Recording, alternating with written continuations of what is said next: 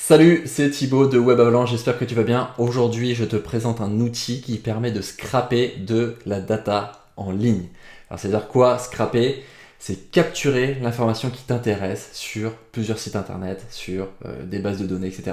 Donc l'outil, il va te permettre de, par exemple, capturer numéro de téléphone, email, nom, prénom, etc. L'outil, c'est un truc de ouf. Je te présente ça tout de suite. C'est parti, let's go.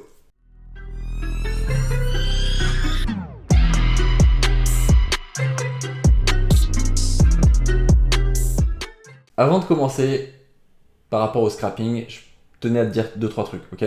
Donc déjà, le scrapping, c'est légal. Tu as le droit de capturer l'information vu qu'elle est en libre service en ligne, d'accord? Ça ne va pas hacker des systèmes pour capturer des informations qui sont normalement cachées. Donc déjà, le scrapping, c'est tout à fait légal. La partie qui est un petit peu shady, entre guillemets, ça va être ce que tu vas faire des données que tu as capturées. Je te donne deux exemples concrets. Un exemple où c'est OK, un exemple où c'est pas trop OK. Un exemple où c'est OK, ça va être tu vas scraper des emails, des numéros de téléphone, des adresses, tu contactes les personnes une par une, tu essayes de les démarcher, de transformer ces prospects en clients, donc les signer, leur vendre des produits, des services, c'est OK. OK. Par contre, si tu as décidé de scraper des tonnes d'emails, de te créer, de constituer ta base de données d'emails et d'envoyer des campagnes d'emails, de newsletters à l'ensemble des données alors qu'elles ne se sont jamais inscrites à ton email, à ta newsletter, là, niveau GRPD, c'est pas du tout recommandé. Moi, en tout cas, perso, je le fais pas. Et je vous invite à ne pas le faire du tout. Ok. Donc, l'idée, c'est de vous donner un outil qui permet de scraper de la data et de vous constituer quand même une belle base de données pour votre CRM, pour votre liste de prospects, etc. Mais surtout, n'envoyez pas de newsletter à l'ensemble de cette base de données parce que c'est clairement du spamming et spamming c'est insupportable. Ça prend la tête à tout le monde. J'imagine que vous aussi vous recevez des emails, vous n'avez pas envie de les recevoir, donc vous comprenez ce que ça peut faire. Ok? Donc voilà, je vous montre maintenant comment utiliser cet outil de folie. C'est parti. Voilà l'outil en question, il s'appelle scrap.io. Je vous invite à cliquer sur le lien dans la description pour créer votre compte. Je vais être transparent avec vous. Si vous décidez demain de payer pour accéder à leur service premium, eh bien, je toucherai une petite commission. Mais voilà, si ça vous a permis de découvrir un super outil, bah, c'est un moyen de me récompenser et de m'encourager à faire d'autres vidéos. Ok, ça c'est dit. Donc, scrap.io, qu'est-ce que ça fait? Ça scrape les données sur Google Maps et ça va aussi sur les sites internet des pages Google pour chercher les données telles que le nom, le téléphone, l'email et les réseaux sociaux. Okay, donc c'est en total accord avec la RGPD. Pourquoi? Parce qu'en fait ça va chercher de la donnée qui est totalement accessible. C'est-à-dire que si vous décidez d'aller chercher les restaurants un par un, les coiffeurs, enfin tout ce que vous souhaitez sur Google, vous trouverez cette information. C'est juste que ça sera très très lent parce que vous devez le faire un par un. Là avec scrap.io, vous le faites en une seule fois et vous chopez toutes les informations sur un contenu dédié ou une recherche dédiée. Donc par exemple, je viens d'inventer un super nouveau produit pour la barbe. Ok, j'aimerais contacter tous les coiffeurs ou les barbiers de Paris. Alors je vais taper Paris. Si vous êtes sur le mauvais pays, vous pouvez changer ici avec le pays en question. Ok, donc on est bien en France, parfait. Donc, je pourrais changer, voilà, etc. Donc en France. La ville, je remets Paris. Et là, en activité, je vais chercher coiffeur. Hop, et je vais cliquer sur rechercher. Donc là, je n'ai pas encore créé mon compte pour vous montrer, j'en ai déjà un personnellement, mais je vais vous montrer à quoi ça correspond lorsqu'on fait une recherche. Donc voilà, en fait, il nous montre, voilà ce que j'ai pu scraper en cherchant coiffeur à Paris. Alors je descends tout en bas, on voit qu'il y a 856 leads, donc potentiellement 850 salons de coiffure, de prospects que je pourrais contacter, etc.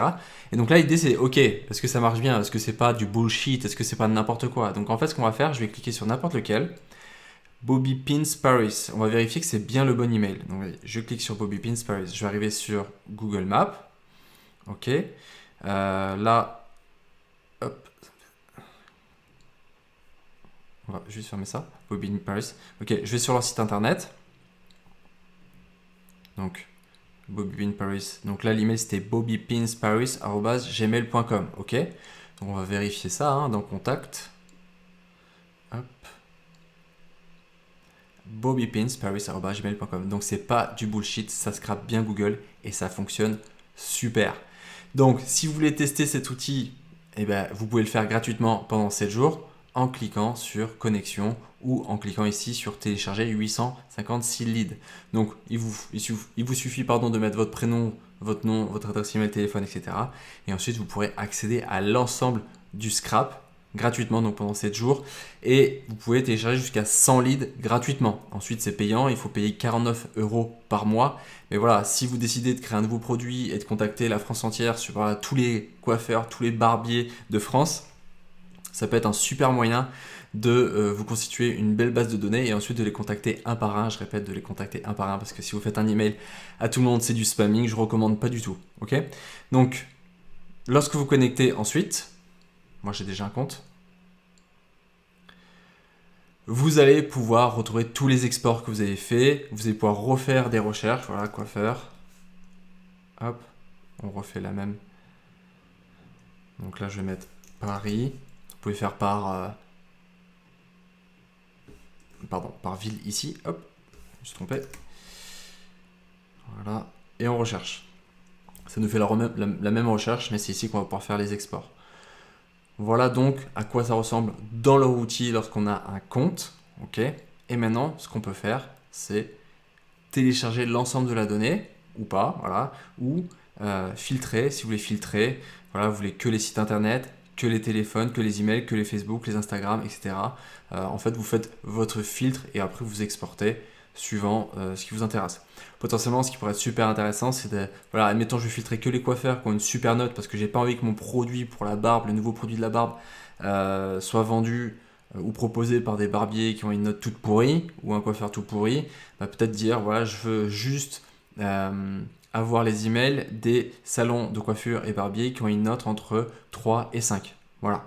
Ou qui a un nombre d'avis minimum de 100 avis. Voilà, parce qu'ils savent travailler le digital, etc.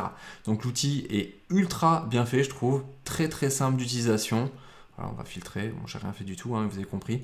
Et ensuite vous n'avez plus qu'à cliquer sur exporter, nom de l'export, voilà, coiffeur Paris,